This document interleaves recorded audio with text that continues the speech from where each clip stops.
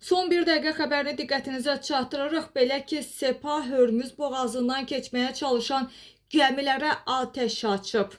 Gündəm xəbərin efirində 19 aprel tarixidir və bir məlumatı diqqətinizə çatdıracağıq. Belə ki, Sepah Hörmüz boğazından keçmək istəyən 2 gəmiyə atəş açıb. Hadisə Oman sahillərindən 80 mil şimal-şərqdə baş verib və gəmilər Hindistana məxsus olub.